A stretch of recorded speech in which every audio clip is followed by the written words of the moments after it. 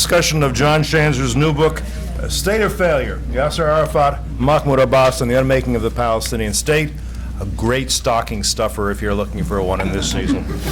We'll look forward to hearing to John as my esteemed colleague here at FDD, and to also Jim Prince, who's the co-founder and president of the Democracy Council and a leading expert on civil society in the Arab world. And of course, Ghaith Al-Omari, executive director of the American Task Force on Palestine. I'm Cliff May. I'm the president of FDD, and for those few of you who may be unfamiliar with the organization, very brief introduction.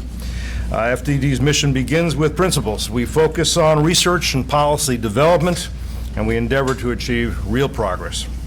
And those affiliated with the organization come from a variety of backgrounds and perspectives. We don't all agree on everything. We have some very lively debates around here, but we agree on some basic fundamental principles. And one is that no one should be denied basic human rights, including freedom of religion, speech, and assembly. No one should be discriminated against on the basis of gender or race or creed or color or religion or sexual orientation. We believe that free and democratic nations have a right to defend themselves and, frankly, an obligation to defend one another. And we think that terrorism, which can be and should be simply defined as the use of violence deliberate against civilians to achieve political purposes, is always wrong. Under no circumstances should it be condoned. Before we begin, let me ask you just to silence your phones or other electronic devices. I want to note that this conversation today is on the record. And I'll start with this very briefly. John's book argues essentially that the Palestinian leadership under Yasser Arafat was plagued by corruption, that political participation was limited, that basic freedoms, free speech, for example, the most basic of human rights, I would argue, was denied, and that Arafat's successor, Mahmoud Abbas, has not broken with those traditions. Despite what I'd call heroic efforts at times by Salim Fayyad, who was the Palestinian prime minister but is no more, basic institutions necessary for self-government do not appear to have been constructed. But maybe I'm wrong, and maybe we'll have some debate over this today. Palestinian statehood may be inevitable, but the question is, how likely is it that a Palestinian state will become a failed state? So let me start with John. Have I reduced your thesis and simplified it, summarized it properly? And what else would you say goes into the thesis of your book? Well, I think you've summed it up, and I think we can all go home. But buy the book. Buy the book. Christmas is coming. First of all, thank you all very much for coming. Thank you, Cliff, for the introduction, and I want to thank Jim and Ghaith for joining me here today. It is a relief to actually start to talk about the book now that it's finished. But the discussion itself is a rather difficult one. I mean, let me start by saying this: that the United States has invested a huge amount of money and effort into the question of a Palestinian state, and I think that we're looking at roughly $5 billion since the Palestinian Authority was established, and what I think I continue to hear from Palestinian reformers and from those who are critical of our investment is that this has not been money well spent, that a lot of this money has been squandered. We know that these reports took place during the Arafat era. We continue to hear about questions that are being raised during the Abbas era. What I don't argue in the book is for a full cut in aid. I'm not saying that we should be cutting off the Palestinians. At the end of the day, I do think that U.S. leverage with the Palestinians is an incredibly important thing, and at the end of the day, a two-state solution is, I think, in everyone's interest. That said, I think that the Palestinian leadership itself is largely to blame. Not entirely to blame, but is largely to blame for a lot of the problems that we've seen over the years. And my issue there is that I think we have allowed it. We have enabled it here in this country, our leadership. In other words, during the Yasser Arafat era, and this is after speaking with people like Dennis Ross and Aaron David Miller, the sense was that we were willing to continue to turn a blind eye to the squandering of aid, to the abuse of power, to these reports of nepotism and corruption. That we continued to do that because we wanted to get a deal done. In other words, the thinking in Washington has always been that as long as the Palestinian leaders are fat and happy, well, then we'll be able to get that deal done. And we've done that at the expense of good governance. We've done that at the expense of a viable Palestinian state. Now, interestingly, there was a moment where it looked like that might all change. And it actually came at a very strange moment. It was the outbreak of the Intifada in 2000. And it was at that time that Palestinians were not only engaging in violence against Israel, but they were also challenging their own government. They were demanding for reform, and I hope Jim will talk a little bit about that today, as Jim was part of those efforts. And then, of course, we saw after that the advent of Fayyadism, as Tom Friedman coined it, the rise of a reformist finance minister and prime minister who began to really gain the trust of the West, and I think largely the Palestinian people as well. The problem is that Fayyadism did not last very long. Things began to unravel with the Hamas electoral victory in 2006 and then the takeover by force of the Gaza Strip in 2007. It was at that point that I think we could probably safely say that was the end of our expectations.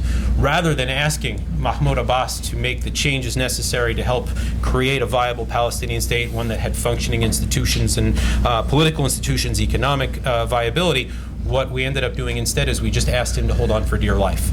That all we wanted to do was to make sure that Hamas did not take full control over the West Bank, and that we began to throw money and we began to give him intelligence and weapons and whatever he needed in order to just simply maintain control. And I believe that now when we look at Mahmoud Abbas, who's 4 years past the end of his term, who has squashed free speech, who is not enabling the freedom of assembly, and who, in many ways is seen as hoarding political and economic power in the West Bank, that we have enabled that over time. And we continue to hear from former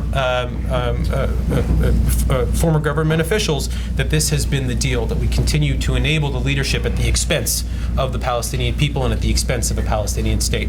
So these are the basic findings that this is a basic narrative that I was able to assemble in this book.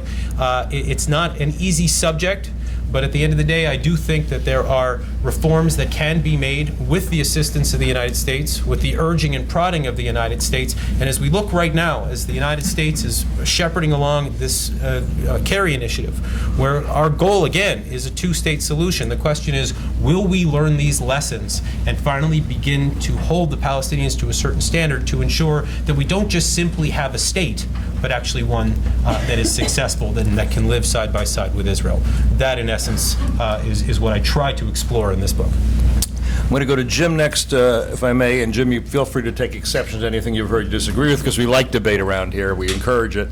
It's edifying. But I'd ask this question as well. You, as somebody who's watched the region for a very long time, Mahmoud Abbas came into office with a lot of hopes and expectations and promises. How do you evaluate his evolution over time? Has he fulfilled those hopes and promises? Is he different from Arafat, or does he just have a better tailor? Well, a little of each, a little of everything. I'll take exception with some of the things, Dr. Schanzer, but his basic premise, I fully believe in. I think the facts on the ground speak for themselves. I remember the first time I started working with the PA, it's 98, 99, Arafat called and said, can you do an independent investigation, fraud investigation of the Palestinian Investment Bank? We heard there's some bad things going on there. We said bad things in the Palestinian Authority banking system in the late 90s? Okay, I'm glad Arafat realized this, and we went in and closed the bank owned by a very well-known Gulf family. We found systematic fraud and corruption. And we went to Arafat, and at the time, Abu Mazen, and said, here's a case for fraud and corruption, not only by the owners of the bank, but that the regulatory authorities were part of it. And Abu Mazen says to Arafat, this is your fault. And Arafat says, it's not my fault, it's all those Arabs out there.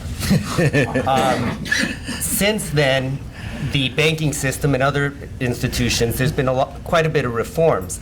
Ironically, and this is the Arafat-Abu Mazen comparison that you're talking about, Cliff, during the last couple of years of Arafat's life, our policy and that of most of the world was to most of the Western world was to marginalize Arafat and devolve and degrade the centralized powers in the presidential office. The brown bag, cash mafia-like system that was set up with Arafat at the head. There was a significant amount of progress on a political front, institutional front, economic front, humanitarian in the last few years of Arafat's life. When Abu Mazen came in, the pressure and intrusiveness from the international community was sort of rolled back because of this expectation that Abu Mazen was a new person in town, a new sheriff in town, and the old Arafat PLO folks, or at least the Arafat folks, would be gone. Since then, not only has the expectations not been fulfilled, but the trajectory has changed. There was some momentum going in for the first year or so of Abu Mazen's tenure. The reformers were still clamoring for more of the conditionality, more of the criticism, outside criticism that stopped after Arafat died. But then the trend line absolutely was put on its head after the Hamas election. The Palestinian presidency, the imperial presidency, came back. Powers that were in the bureaucracies, in the institutions that we have worked to reform, went back into the shadow presidency run out of the presidential office. The major reforms were upended. And since then, there's been a consolidation of political and economic power inside the office of the president and the president's closest advisors. At the same time, there is progress in some of the institutions.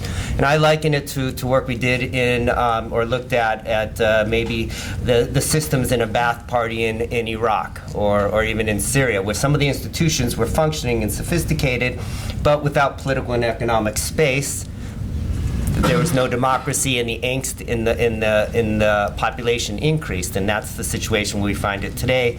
Is there's very little faith in Abu Mazen among the Palestinians themselves. The Palestinians' life and quality of life indicators have not increased since his tenure, and that's something that should be addressed not only in our aid program, but how we politically deal with the Palestinians. Ghaith, let me go to you, and again, priority is to tell these guys why they're wrong wherever they are wrong, so they know.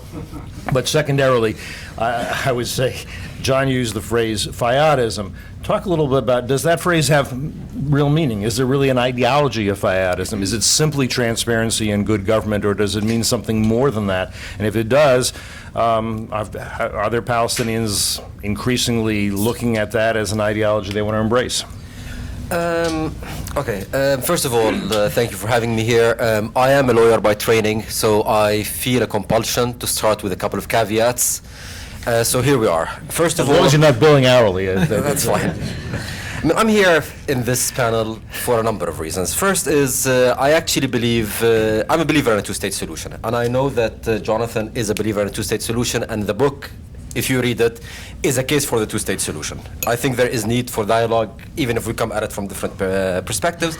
But I also believe that reform and governance, besides being essential for Palestinians themselves, are an important component in terms of creating support for the negotiation process, in terms of creating a safety net if the process were to fail, and frankly, in terms of creating a successful Palestinian state if the negotiations were to succeed. So I think the issue of governance that you tackle in the book, Jonathan, is extremely important.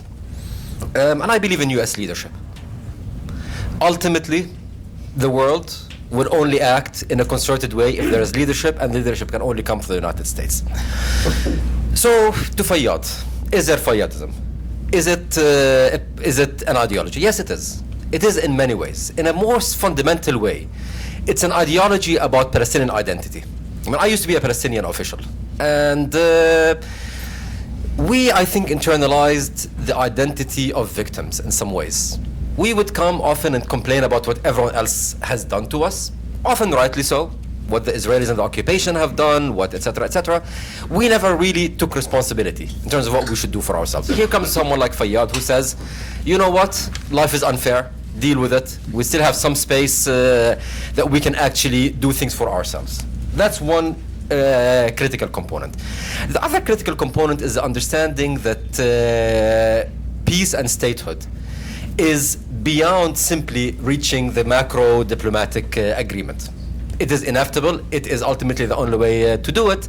Yet, you need to work on developing your own domestic affairs, both on the political front, but also on the governance front. And the governance front, and that's important in terms of, as again, the Palestinians deserve it, full stop, as a general statement of principle, but also, once we get to a peace deal, or actually once we get to any pivotal political point, when you ask the public for support, the public does not only support the substance, is not only going to vote on the substance of what you present them, they will going to vote on the messenger.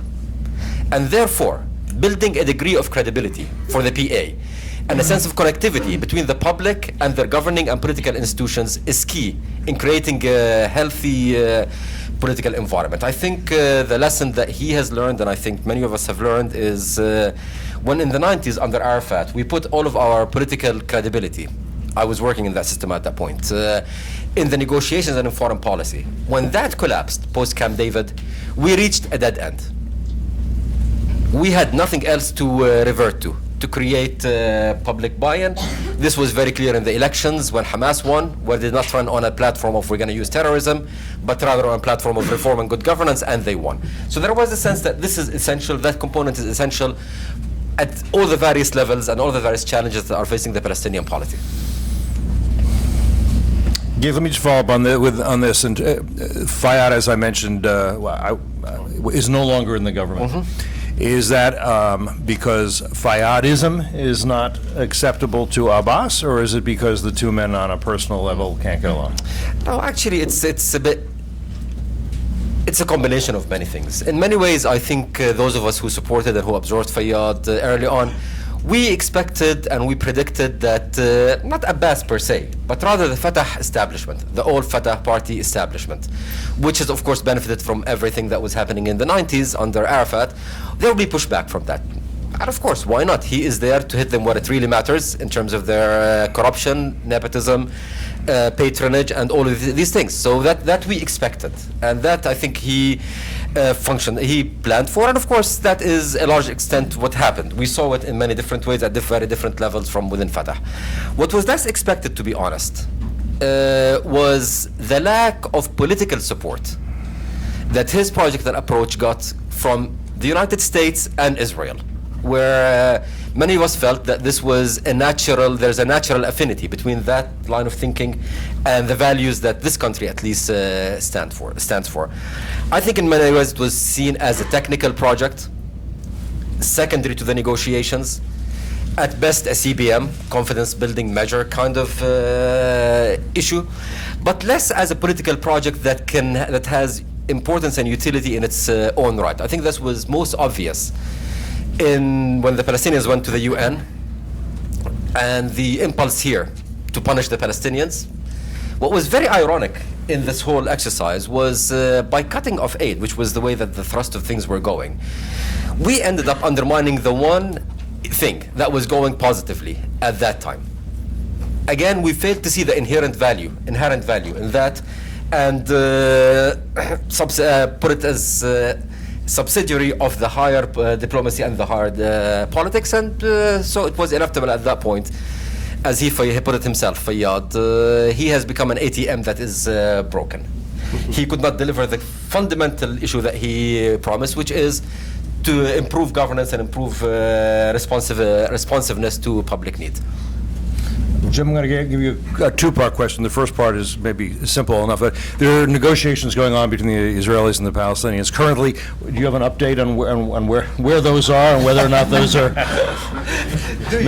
any inside information? None whatsoever. There's some other people here that can speak to that. I would like to address. All right, go ahead. So let me steal his question. All right, your question is too difficult. All right. The issue of Fayyad is interesting. If you go back and look at some of his accomplishments, the reform of the public finance system, there's back then and today the number one issue among the Palestinians, by all accounts, is not the peace process, it's corruption. Corruption in the sense of not support for what people would call terrorists, extremists, but straight corruption, fraud, inefficiencies throughout the public system. Fayyad came in, we can talk about a number of what he actually did.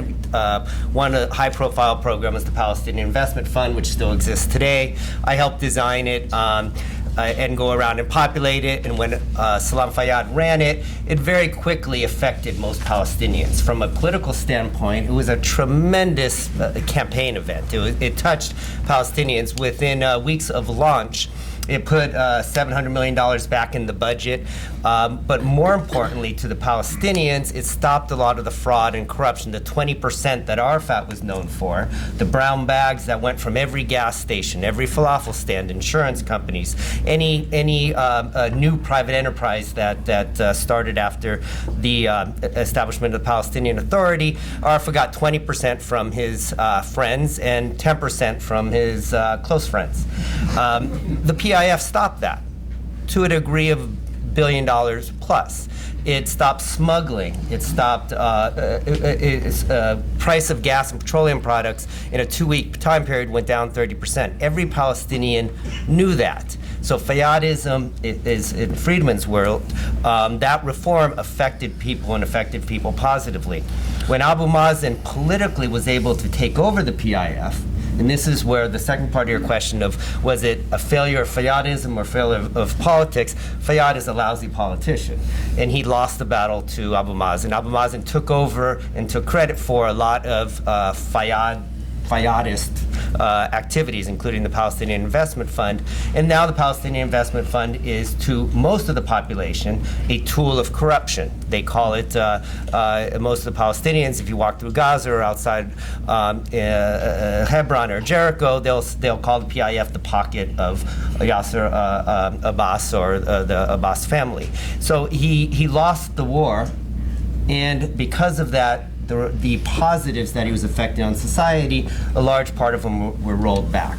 If that, and I think Fayyad would argue, if that momentum was kept up and the pressure was kept up from the international community following the election of Hamas and the death of Arafat, those reforms could have continued, and there was a question of whether Fayyadism would still be alive today. That's an open question.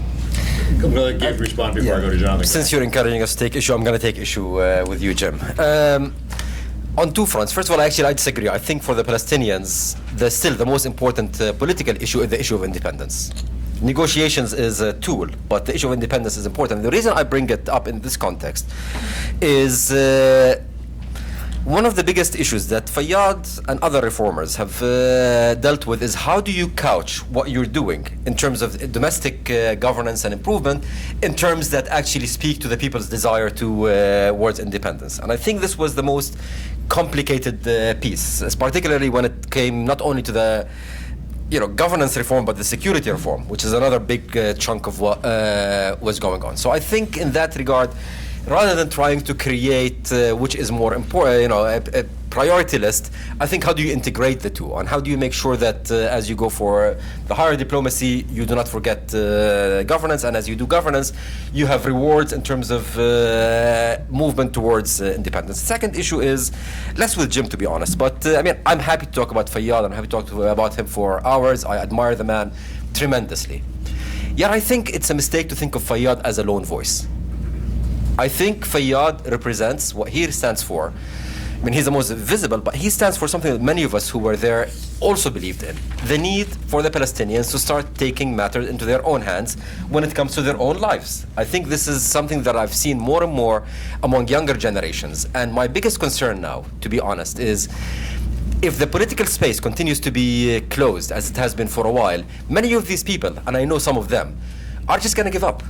Are just going to give up on actually engaging politics and go elsewhere. And that is not good for the Palestinian society, nor is it good for the peace process and trying to get to peace deal.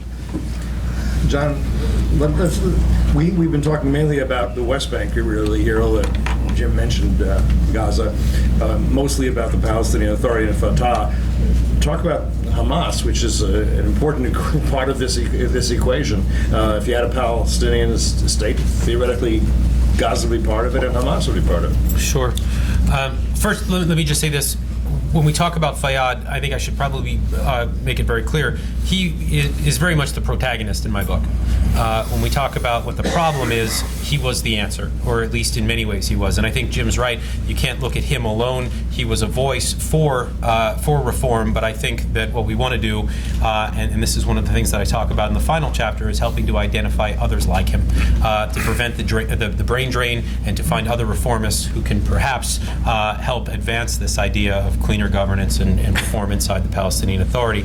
And unfortunately, right now, we have a political system that doesn't really allow for it. And this is one of the issues, again, that we talk about, is that the political system is not open inside the PA. That if you want to come out with a new platform or a new party, or even if you're just a new leader trying to make space for yourself, it's extremely difficult. We saw some success on the municipal level, but again, we're now 4 years past the end of past due on a presidential election, and I see no signs of anybody being able to challenge Abu Mazen. This is a problem that needs to be rectified. It's a political space issue that I think continues to be ignored, and you get a sense that there's frustration that's sort of simmering beneath the surface. As for Hamas, there was a very important lesson that I learned looking back at this history, and that is that the corruption that we're talking about inside the Palestinian Authority, the lack of transparency, the sort of ossified system that only served to sort of prop up the Abus, as we might call them, the sort of long-standing PLO leadership. It was ultimately that problem that led to the rise of Hamas. One could argue that perhaps, Hamas's suicide bombings and its violent campaign against Israel, beginning with the Intifada in 2000, or perhaps even before that, since its creation in 1987, that resonated among Palestinians. I'm not sure that it did. I think, poll after poll showed that Palestinians were basically divided about the violent tactics. But when you look at how Hamas campaigned in 2006, they campaigned as the clean government ticket. They campaigned as the anti-corruption ticket, and it resonated. It resonated among the Palestinian people such that when the elections took place, Hamas had a cakewalk. And so when we ask ourselves, what does it really matter? This is a question that's been posed to me repeatedly. What does it really matter if the Palestinians are corrupt? Well, if you look around the region, every one of these other countries around the region are probably just as corrupt, if not more so. And to that I say, well, look, if you want Hamas to come to power, right? If you want to have Hamas win elections, then yeah, keep the system exactly as it is, and you will see the people go running away from that ossified and corrupt system into the hands of whomever opposes it. And that's exactly what happened. And so we're now in a position where the Palestinians are as divided as they ever have been in their history, and that's saying something, where you have basically not a two-state solution, realistically, practically speaking. You're potentially looking at a three-state solution, right? You've got Hamasistan in Gaza right now, and then you've got West Bankistan ruled by the PLO, and that is a direct result of the problem of corruption, right? That election led to the standoff, which ultimately led to the civil war that split these two Palestinian territories in two. And so there's, I think, a very important lesson to be learned here about what happens when you ignore some of these problems, and what might happen if we continue to do so.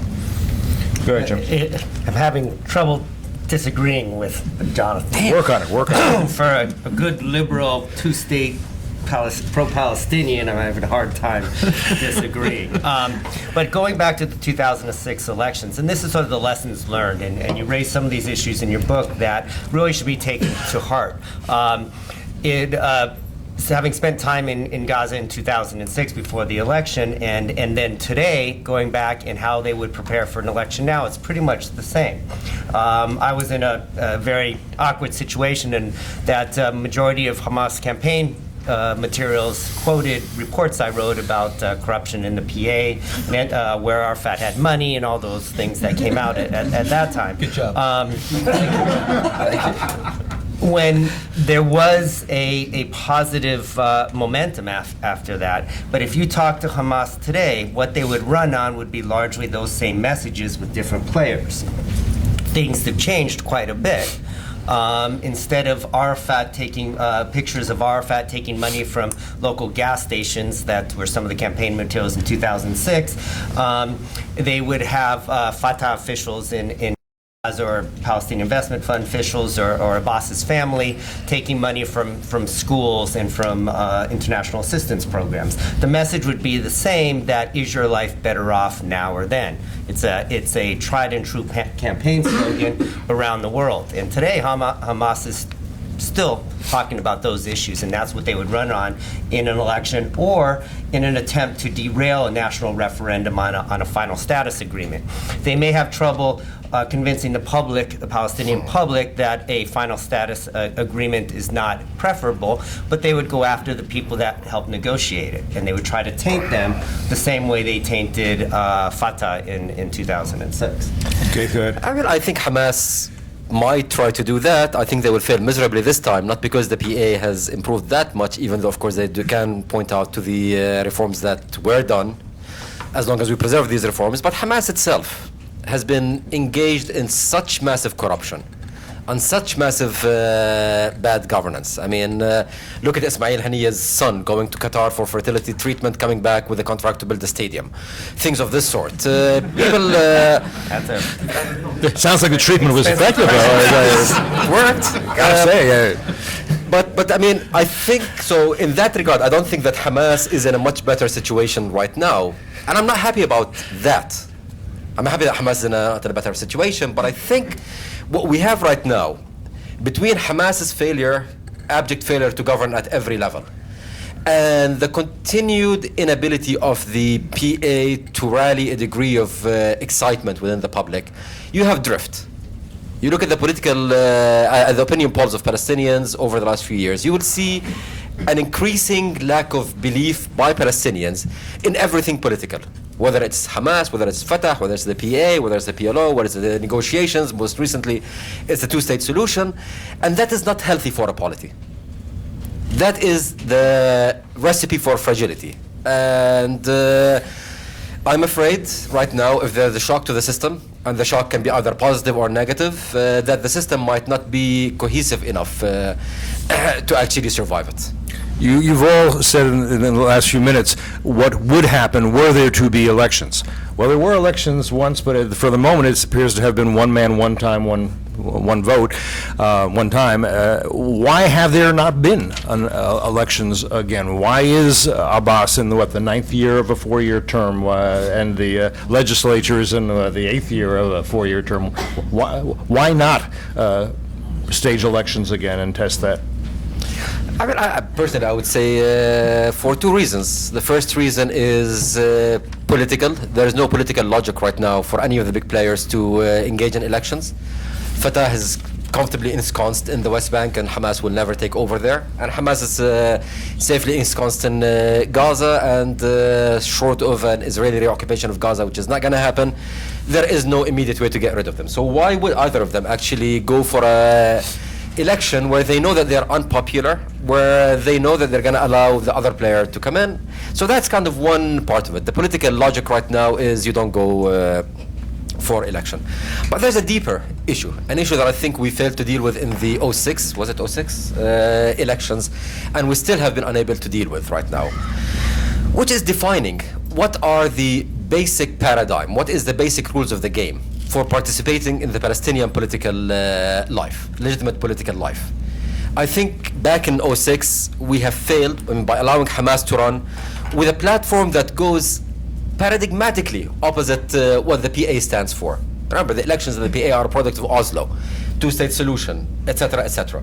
Yet by, of course, a renouncement of violence and what have you, by allowing players who do not believe in the very basic rules of the game to run, you have created a very problematic situation. And I think until that is resolved, until the boundaries of what is allowed and what's not, what is legitimate and what's not in the Palestinian political system are defined, I cannot imagine an election being run that will be any different from last time. It's very broad. So you're really, so what you're really saying is institutions, habits need to, of democratic governments need to be set up ideally before there is a Palestinian state. I'm saying two things. I'm saying, first of all, that yes, you need the institutions. That is very clear. One thing we learned in '06 is elections is not simply a campaign and a ballot. It is about existence of institutions that will allow, the constitutional concepts of things that should remain outside the party politics, from the security establishment to governance. That's one component of it. But I think there is an even deeper component, and this is something where the Palestinians are no different from many other emerging nations.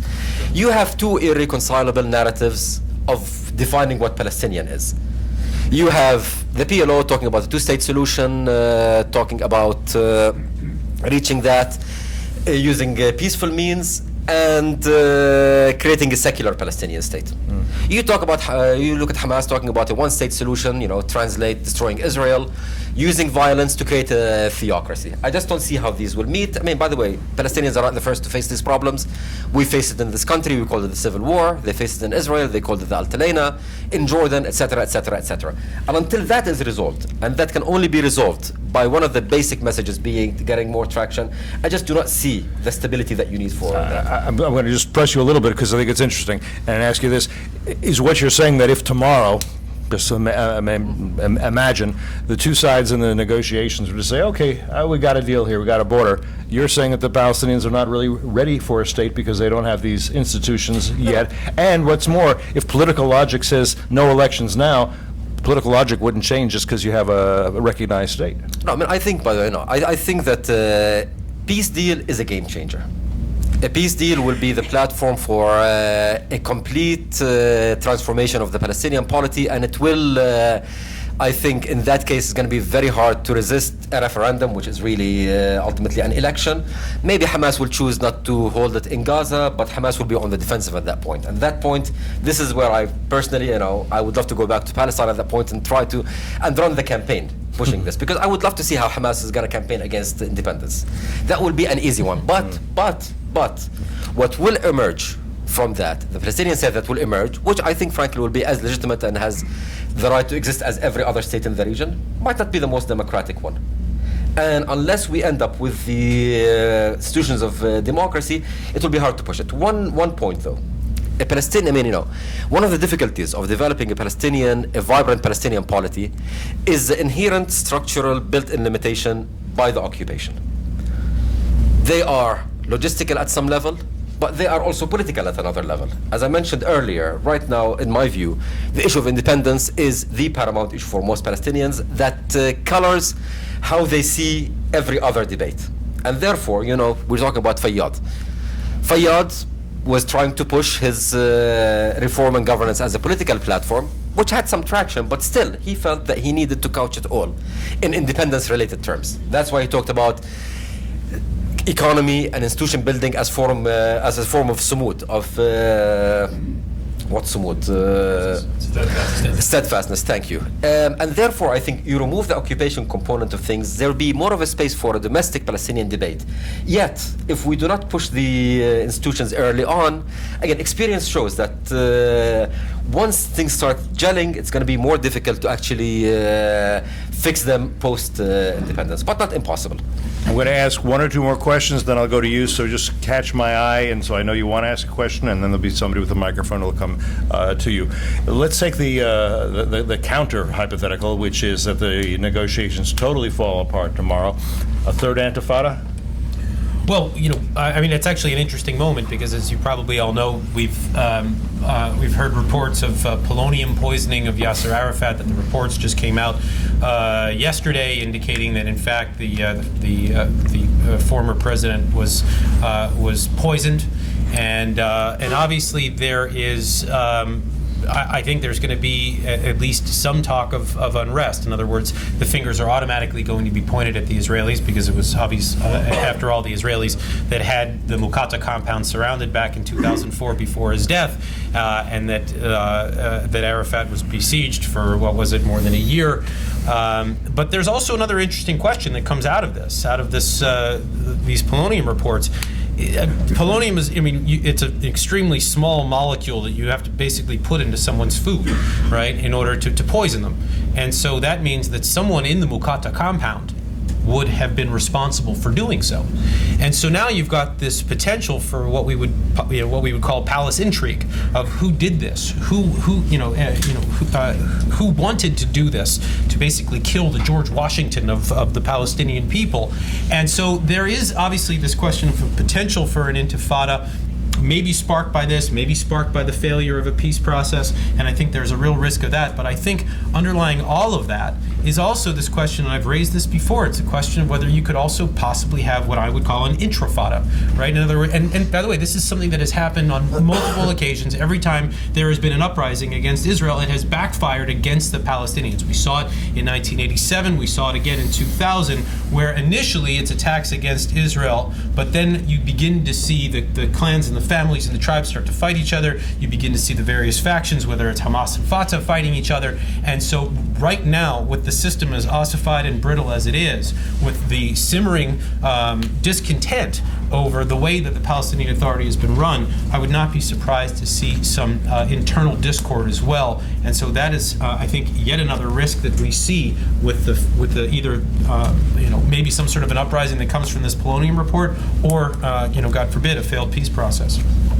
I would agree. I think there's a confluence of events, but we have to look at the second Intifada from people on the ground was started out and was a significant part of the motivation was an anti-PA, anti-Arafat, anti-Tunisian, anti-Fatah rebellion. It was the frustration that was happening of Fatah was succeeding, PA was succeeding, and the general majority of the people's quality of life was declining. And that angst, sure, was channeled into anti-Israel stone throwing and shootings and everything else, but it was also the angst in that the PA wasn't being able to deliver. And people like Marwan Barghouti know this. People like Abu Mazen know this, and they know how to channel that angst. I absolutely do think that angst, combined with a failed peace process, could lead to a third Intifada, because there's no other way to go. There's no political space. There's no way, as we know from the Arab Spring, you need a way to let off steam. You need a way to animate political ambitions. And with an educated, sophisticated, internationally intruded upon society, the Palestinians themselves will take matters into their own hands, and that's probably a third Intifada. But I do want to say I'm by no means an expert on polonium. But having spent time in the Muqatta during that time leading up to Arafat's death, there's one, of course, thing. Arafat never tasted his food first. He always had other people, and of course, at the time, his diet was largely canned tuna fish and heavy oil. And they always say that the Israelis were ingenious by turning off the air conditioner in the Muqatta during the summer and blowing holes so that it was cold in the winter, so that this tuna fish smell permeated the Muqatta, and it was the highest form of torture in some people's mind. But in general, just anecdotally, the only people that got to Arafat at the time were people that Arafat knew. Right. Do you, again, I'm going to go to you in a minute, so just show me if you want to take a question. Do you agree with Ghaith that if there were to be some sort of deal, that would be that would change things culturally, institutionally to such a degree, or would the state that came into existence be pretty much what we're seeing now? Would it be a corrupt state? Would it be a ward of the international donor community? And would the frustrations that result from that lead to clashes with Israel? I think the possibility, all those contingencies and alternatives are viable. I do think I agree with Ghaith, it's a game changer. I don't believe the current regime, so to speak, the handful of people that are running the PA in the West Bank would be able to effectively administer an independent state. I don't think the Palestinians themselves will allow that. Just coming to an agreement that people expect, that people know about, is not going to allow Abu Mazen the ability to get legitimacy from his constituency. So there would have to be some sort of upheaval in a birth of a nation. whether the international community and the Israelis will allow for this messiness, because a lot of times with these Palestinian squabbles, the international community comes in and puts the kibosh on it, and as a result doesn't allow for an effective solution. I do think it's a game changer. I believe that it will come with some upheaval. That's the birth of a nation. I think it's the only way to go. Just quickly to address the issue of elections, Ghaith is 100% right. Neither Hamas nor Fatah want elections because, one, they have to fight each other, which they don't want to do. Two, the internal pressures right now within Fatah and within Hamas would end up in weakening the Haniyas of the world, would end up in weakening Abu Mazen's of the world significantly. If you look at the local elections, Palestinian elections in the West Bank last year, it was Fatah loyalists, pro-Fatah businessmen that were a little ticked off with the corruption that found candidates, paid for candidates within Fatah or the independent Fatah candidates, put up billboards around Abu Mazen's house campaigning for them, and they won. They're still Fatah largely, but it was an anti-Abu Mazen, and it was a tweak at Abu Mazen that if he did have national elections, the revolt within Fatah would be significant. And Hamas is seeing pressure in Gaza, people that not only on the right, the Salafists, who number a few, but the result of the Qataris coming in and then going out, and the Egyptian change in regime and then change in the regime again, has resulted in a significant amount of pressure and the economic situation in Gaza. Hamas doesn't want elections because there would be the young boys with guns would largely vote against their leadership. Okay. We got to go ahead. We got first question up here. Just identify yourself and we'll. Thanks so much, Cliff. Excellent presentation. Sarah Stern, the Endowment for Middle East Truth.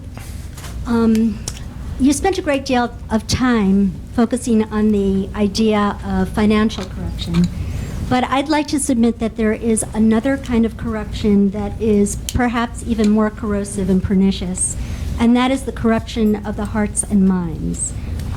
Hardly a day goes by where I do not get another alert from Itamar Marcus from Palestinian Media Watch talking about the constant incitement to hate and to kill and the terrorism. Now, the truth is that if you blame the 2006 election of Hamas on corruption, you could also blame it on the fact that the PA never actually sewed the societal framework for two states living side by side in peace and democracy. And most of us want that, but you have got to have somebody on the other side of the table that shares that objective. And I would like to argue that if the Ku Klux Klan were to run in the United States, we would find that anathema. Nobody would vote for them because it's racist and corrupt. But the societal groundwork was actually conditioned to the kind of hatred that Hamas represented. Thank you. Would anybody? Anyone want to comment on that? Let me say this. First of all, I think we have to give Abu Mazen credit where credit is due. He brought an end to the Intifada in 2005, and he has largely refrained from violence, and he's made sure that all of the various Palestinian factions, whether it was Tanzim or others, did not re-engage. We've seen the possible reemergence of the Al-Aqsa Martyrs Brigades, although I would say that they are still largely defunct today. And so, to Abu Mazen's credit, we don't see violence. What he does allow for, and I think you're right, is we do continue to see some of these examples of incitement, and there are several. We see them on a fairly regular basis. The thing that I always like to point out is that when we talk about Fayyad, again, the protagonist in my book, this was a guy who never resorted to this sort of thing. And it's one of the other things that I found extremely appealing, that we were looking at a guy who looked like the Mahatma Gandhi or the Martin Luther King or the Nelson Mandela of the Palestinian nationalist movement. And I think that, again, even though Abbas has refrained from violence, the fact that you have this sort of language of incitement, even on a low level, is extremely damaging. And I think, again, when you start to talk about the corruption issue, again, it's one of those things that, you can't decouple them. In other words, as the political elite benefit from the system, right, and as they continue to benefit from the aid, and as their families and their businesses and everything prospers, and then you've got this sort of lower class where the money hasn't trickled down to them, and they're being fed a diet, even if it's a low-level diet of incitement. You can see how you maintain an anger and an environment where the Palestinians are not inclined to come to the table, or maybe opposed to peace. And so I try to look at it as a big picture issue, and I think that it's part of it.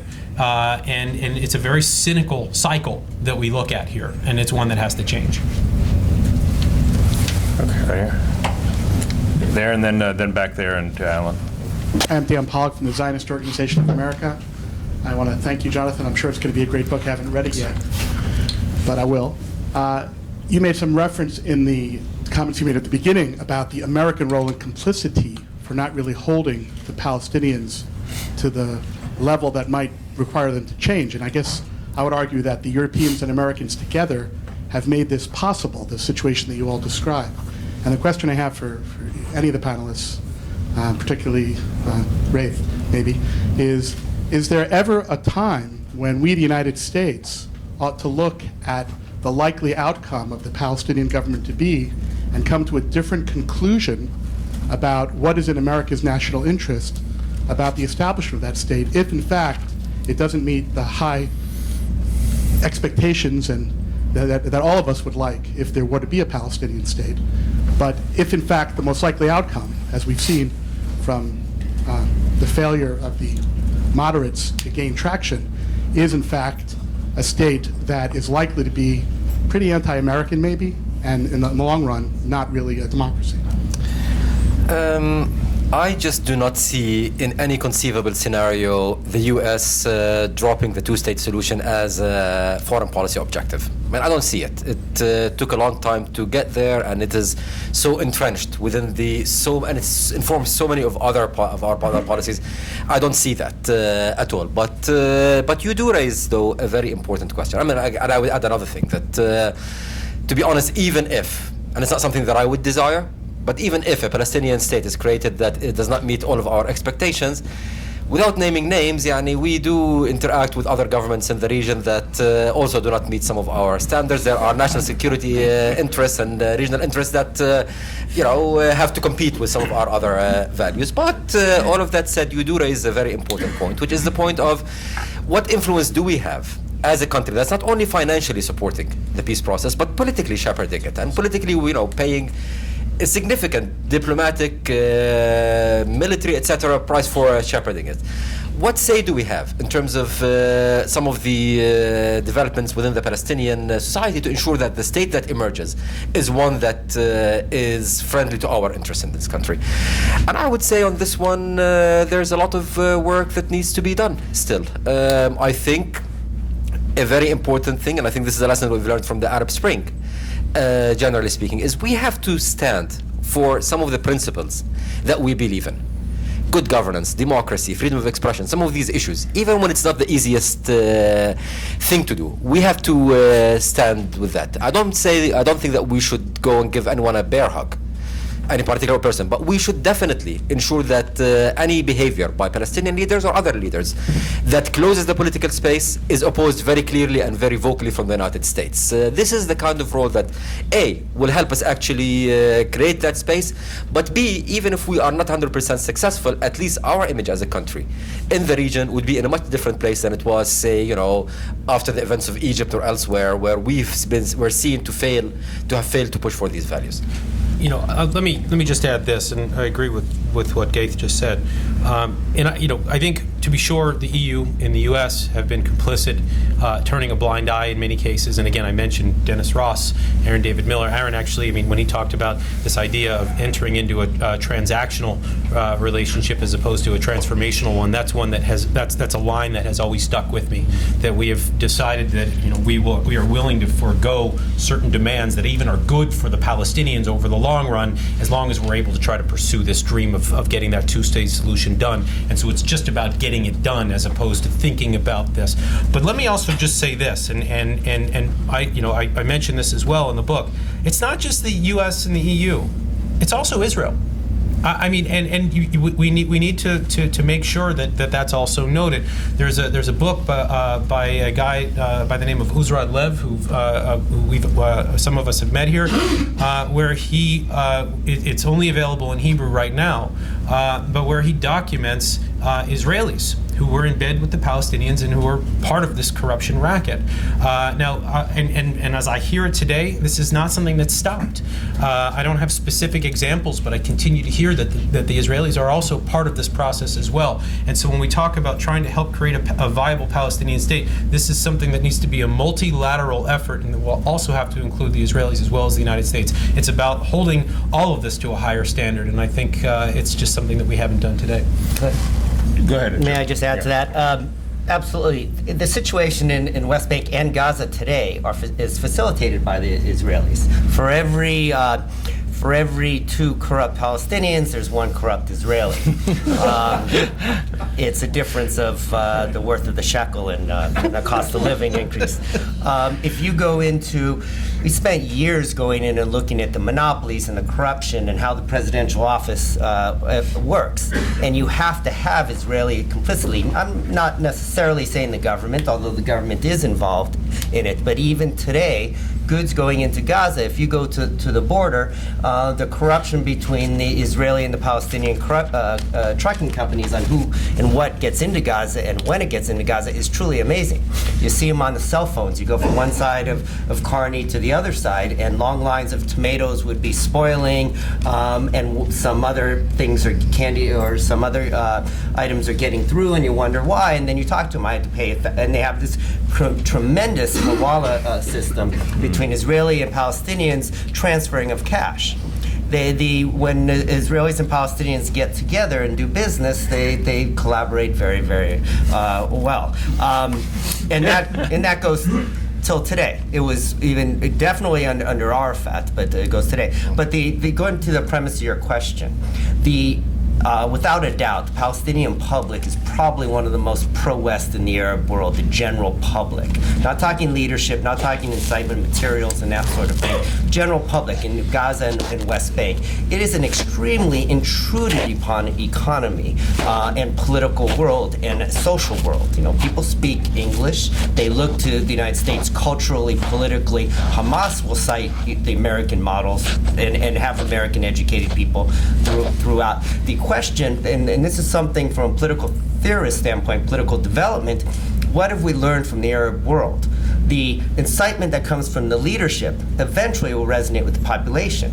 But if you have a population that can hold their leadership accountable, and you have a true democracy, you'll have criticism of the United States. Settlement policy will never be popular, but you will have a workable arrangement, a peaceful and prosperous society. It's a question right now that you have a population that is not allowed to participate and have political space.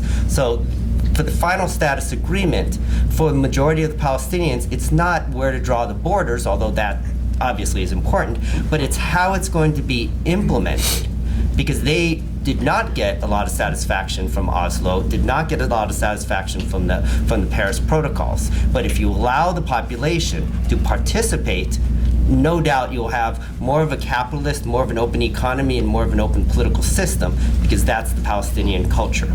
Can I defend the Israelis? Fair and balanced. Yeah.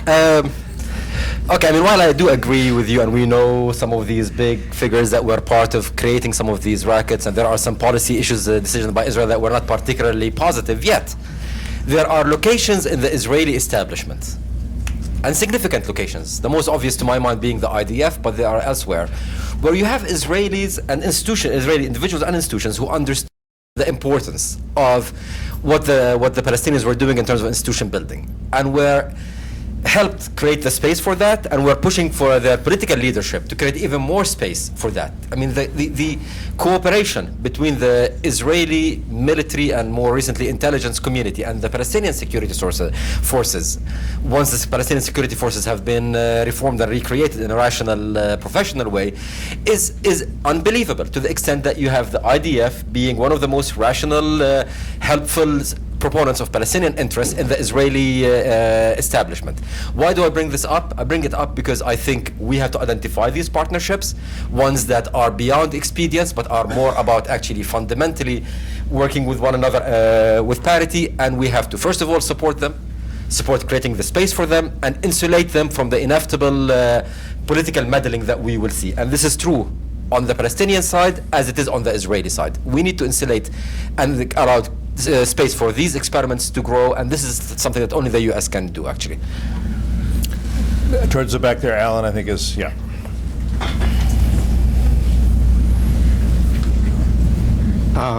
First name? I'm Alan Mikowski. I got You want to hold it? That's fine. You can trust Alan. It's all right. I'll give it back. You just have to remember, hold your arms very low when anyway, very stimulating panel. Thanks. Thank you to all of you. My question is also more directed to Ghaith. I was just wondering your reaction to Jim's negative assessment of Fayyad as a politician. I have to say, we were often struck here, or at least as the story got to us here, that Fayyad in particular, unlike the more sedentary Abu Mazen, made a big effort to go around the West Bank to sell his program, perhaps maybe not as successfully as he would have liked, but I'd like to hear your response to that. Also, to what extent do you think he left behind a cadre of protege who can kind of pick up what he did and the work he did? It's not so visible, at least to me, here, that he did that, that he succeeded in doing that. To what extent did he try? And maybe lastly, if you don't mind, does he have a political future? Right. No, I mean, okay. I think Fayyad, first of all, Fayyad is someone that if I believe that anyone can do it, I believe he can do it, simply because he's someone who has so far done the impossible. What all of us thought was impossible. I remember when he first told me that he was gonna reform the Palestinian security sector, and I sat there, nodded and smiled politely and everything, and back of my head, like, I was giggling, good luck with that one. Well, he did it. He has the ability. And I think more than that, I think he cultivated the image of a technocrat for political reasons. He understood very early on that if you go in with a head-on with Fatah, pushing yourself as a political figure, Fatah would not have been as gentle as they have been dealing with him. And they were not gentle. I mean, there was a point where becoming too political might become a risk to your own personal security. So I think he was calibrating that one. Yet, he is the only Palestinian leader of today that I know. No, actually, that's not true. There is another one that I can think of. But one of the few who actually do what we call retail politics. He's the one, no Palestinian leader has kissed more babies and ran more, marathons than Salam did. And this created a very interesting political position or situation, whereby you look at his approval ratings when he was prime minister, they were far beyond everyone else, far above everyone else. You look at his electability, it was in the lowest single digits. All right? Now, two remarks on this one. First of all, in this sense, polling is irrelevant. Remember, Abu Mazen, before the elections, before he became president, had, I think, a 2 or 3% electability thing, while Saib Arafat had around 12%. So obviously, it tells you that people, when they go to the ballot box, are not in the same mindset as when they answer polling. But the second question goes back to fundamentally the point that I think you were going around. Does it have it in him? He have raw political capital to translate the raw political capital into actual votes when you need the votes, or into a movement. It's not an automatic process. You have to actually have political skill. Does he have it? We do not know. This is untested so far. I think you look at his behavior so far. Since leaving office, he's been cautious. He's been engaged in activities that are not directly political, but could be mobilized politically when the time comes. I think it's a decision that he has to make, and we will have to see how capable he is of doing it. The biggest challenge goes to your last point of the question, which is, has he left the cadre? I think he has been reluctant, and for good reason, to do too much delegation and to create too many partners. And I think that's part of his success, is the fact that he was an obsessive micromanager of whatever he did, from the security to the economic. Obviously, that's not how you run a political movement, that's not how you run a political campaign. And his ability to create, first of all, partners, and second, is a cadre that is empowered to actually push your message and has a degree of independence. This is going to be the measure of whether he's going to be a good politician or not. But it's a question that I simply cannot answer now. But I would not dismiss it, because I know the guy has been thinking about it, and I know that he has the capability if he chooses to go in that direction. You still have a question? Yeah, right there. No. Thanks, Cliff. Jeff Sadik. I want to seize on something Ghaith said in the beginning. Strong leadership is needed to implement agreement. Now, I think that very much remains U.S. policy, right? Don't do anything to undermine the authority and Abbas. And I can't really think of any statement, sustained criticism of the authority or Abbas from the U.S. So if the U.S. doesn't say or do anything, then why should any Palestinian take it upon him or herself to take the risk to promote change or any good governance? So I'd really like to learn, are we just going to continue with the same playbook? Or is this, John, is this a possibility? I mean, hopefully your book will create some pause on the 7th floor of the State Department, but what are some policy prescriptive ideas to get the U.S. to reconsider its approach? Well, Jasmine, you asked obviously the right questions, and at the end of the book, I actually offer up humbly my 14 points. And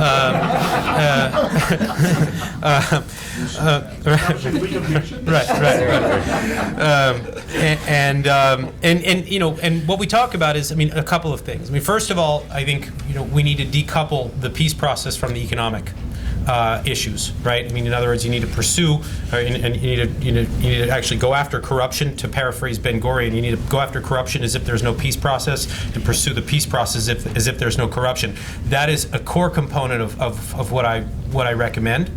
On top of that, we talk about the United States. It's not an attack against Abu Mazen to say that we need stronger political institutions. It's not an attack against Abu Mazen to say that you need an independent judiciary. I mean, these are all things that I think are very, I mean, they make a lot of sense, right? When we sort of talk about them here. But when you bring these up to the Palestinian leadership, it becomes something that makes them uneasy in light of the tight grip that they have on the West Bank, the fear of Hamas taking over. And we've allowed this. We've basically enabled this dynamic where we are so afraid of challenging. And again, this is something that we've seen over 20 years now. We're so afraid of challenging the Palestinian leaders because we see them as the only address, that we will not talk about these other things that are crucial to establishing a viable Palestinian state.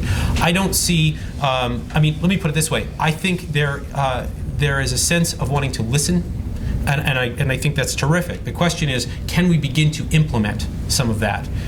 And that's where I think the challenge is right now, is where can you pick your battles to begin to erode some of that centralized power that Jim and Ghaith and I have talked about today? Jim, go ahead. You want to do. I would say that's one of the most cogent comments or issues that we're dealing with. There's a reticence in this country, excuse me, and around the world to criticize Palestinians from the, I don't want to say pro-Palestinian side, but for the two-state solution side, because we don't want to undermine the leadership. We don't want to jeopardize the negotiations, so we squash all criticism.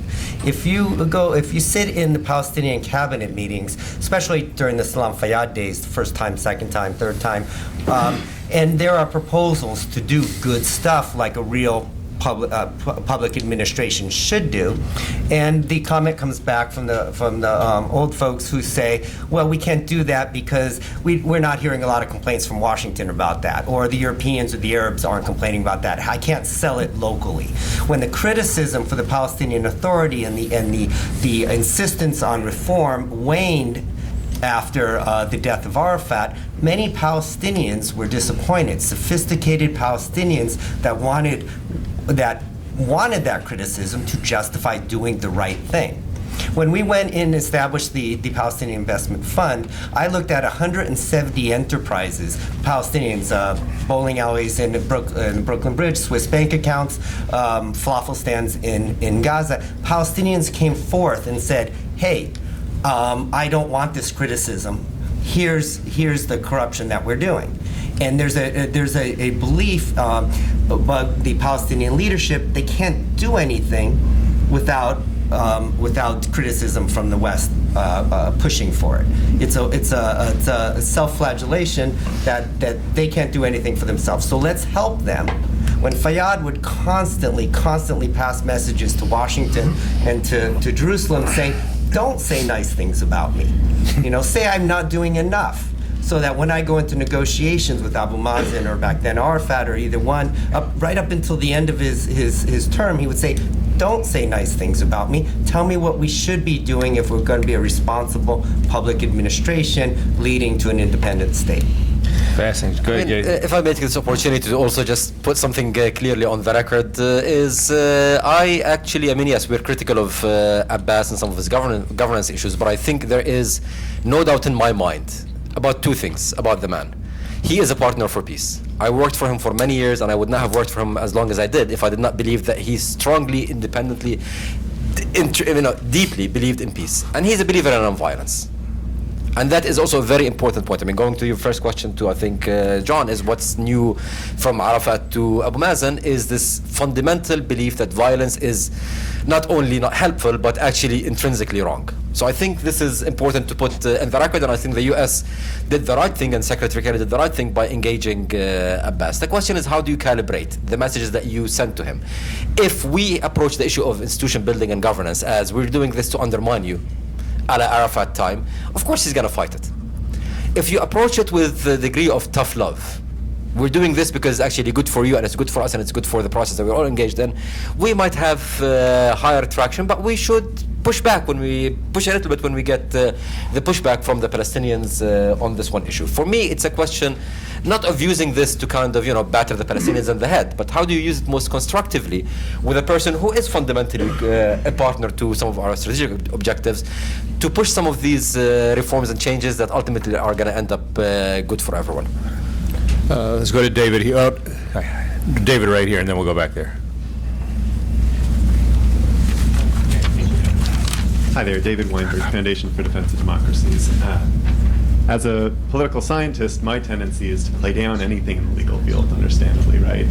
But the more I'm learning that's not entirely the case, especially in this area of Palestinian governance issues. And so I was wondering if you could speak a little bit to ways in which Palestinian leaders have used the legal system, both within the West Bank as well as internationally, to discourage criticism on issues of corruption.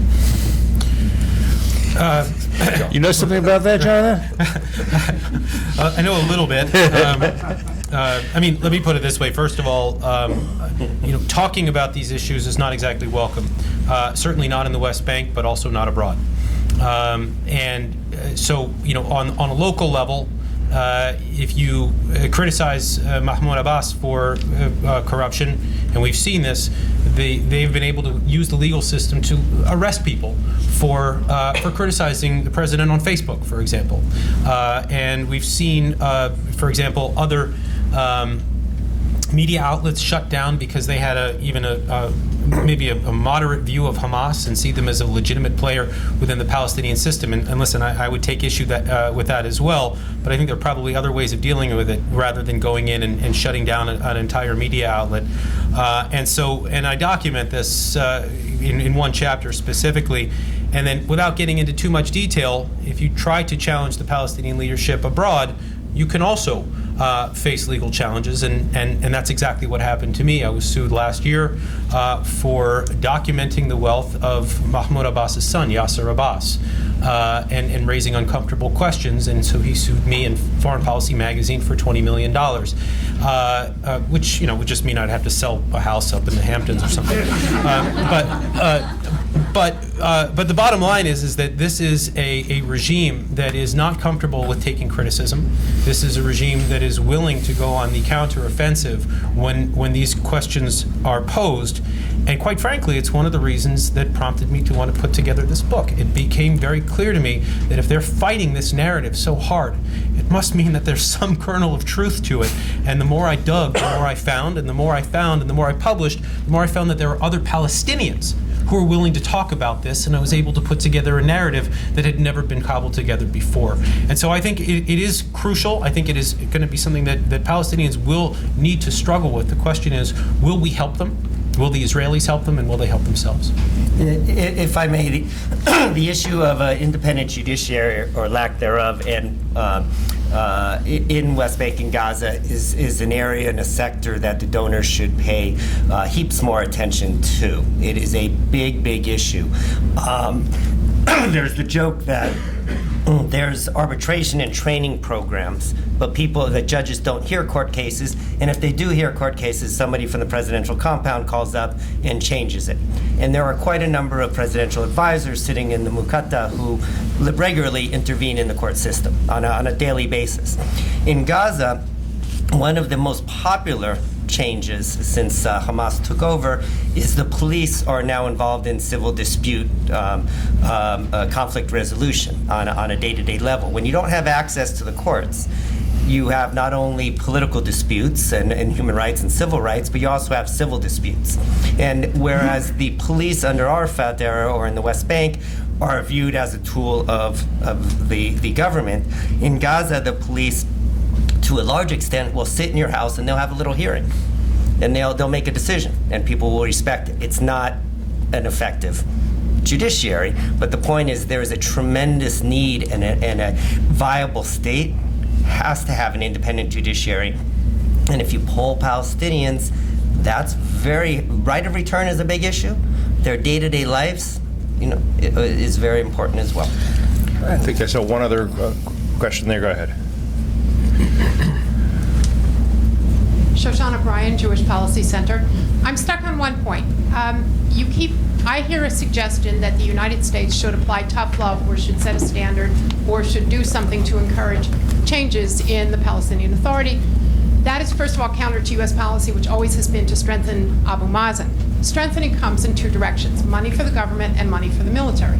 About $110 million a year for the military, a lot of other money for the government. Are you suggesting that the United States exercise its leverage by withholding funds? No. No, but I do believe, though, that with funds that we are putting, we also have a say in how these funds are being spent. Part of it because of a legal obligation of U.S. law, but part of it as a policy matter. What I'm suggesting is we do apply these measures quite strongly, quite strenuously, as we engage with the Palestinians. And when there is departure from these measures, we have to be very clear on calling this, on speaking up against it. And by the way, this is my prescription not only for the Palestinians. I think this is something that's very important in U.S. policy dealing with the rest of the Arab world. I think this is important for the Arab countries themselves. It's important for the Palestinians themselves. It's important for the reformers who want, as I think Jonathan, who want this kind of support on the ideas from the U.S. But it's also important for our image as a country at a time where you have the whole region is under turmoil. We're not sure who's going to be the president in any Arab country in the next year. At least let us stand up for something and be seen by the public there as standing up for something, not for the last dictator that has governed that country. I think aid is a tool of foreign policy that is important, but it's not a sledgehammer. It's more of a scalpel that we have to use in smarter ways. Oh, by the way, one thing here to add, sorry, to build up on the last one. This is, on the judiciary, for example, that's one example. There's a lot that we can do to push it. in terms of reforming, first of all, reforming our own international aid system and ensuring that the judiciary falls at a higher priority bracket than it falls right now. But also as using that as identifying that as one of the major issues where we would be pushing the Palestinians very strongly every time there's a problem with the judiciary. I think it's that kind of approach that will be most effective with them. I'm going to give everybody about did you want to comment on that first? Or? Yes, Yeah. I would agree 100% with Ghaith. It's not a question of withholding money. In fact, I would argue for support for Secretary Kerry's initiative and more money. It's spending it wisely and with current prerogatives, current objectives. We need to go back and look at our aid program, which is largely still organized and dedicated to supporting Oslo.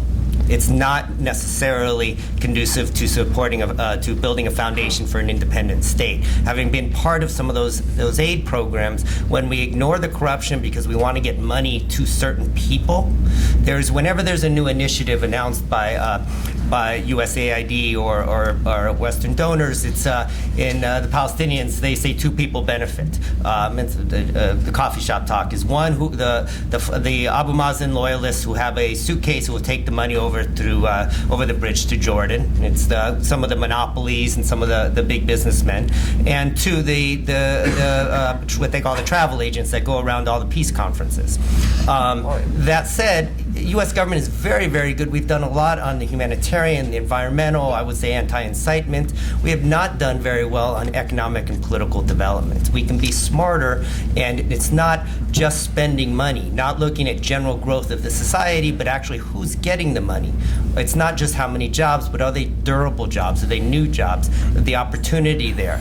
There are very tangible ways we can reform our assistance program to assist in laying the foundation for an independent state. So I would argue let's take the lessons learned from assistance given to other Arab countries and the Palestinian Authority and put them into practice. But holding up the money, no.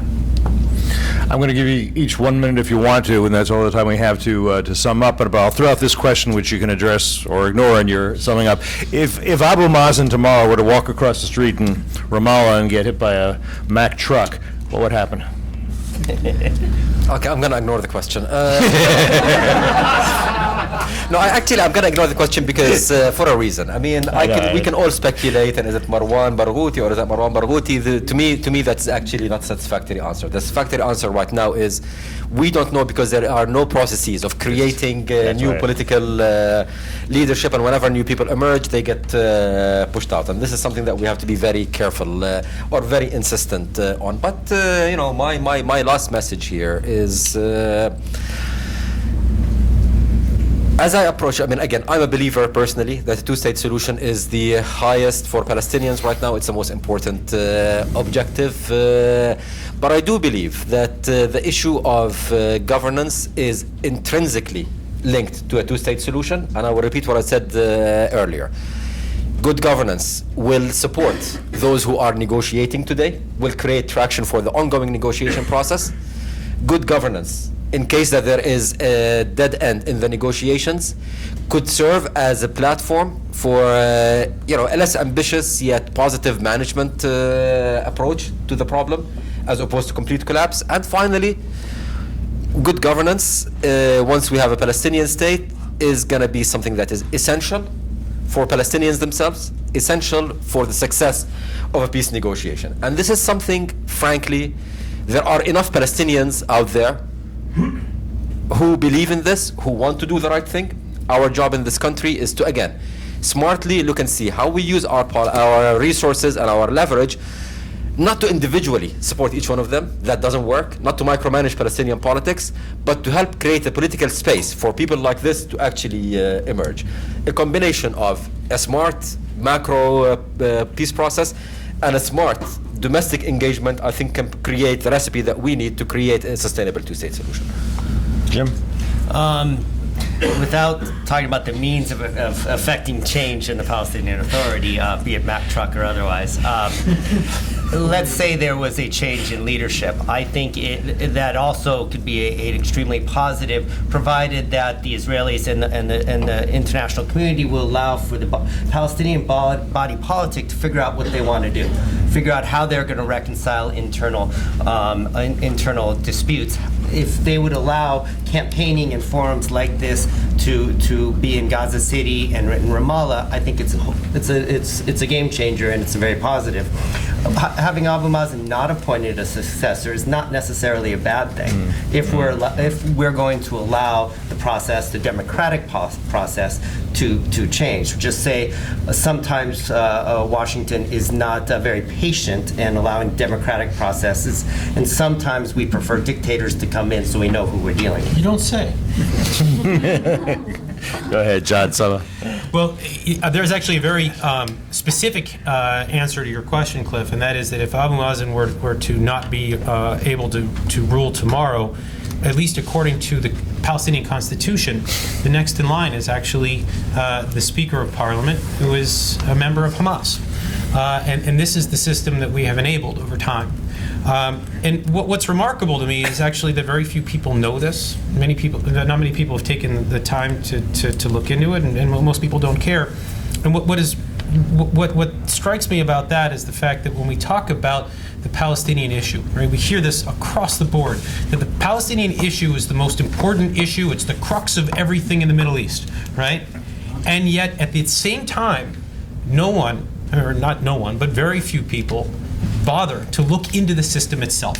Very few people take the time to look into the players and to see what they've been doing, whether it's squandering international aid, whether it's denying the rights of Palestinians for an issue that is supposed to be the center of everything.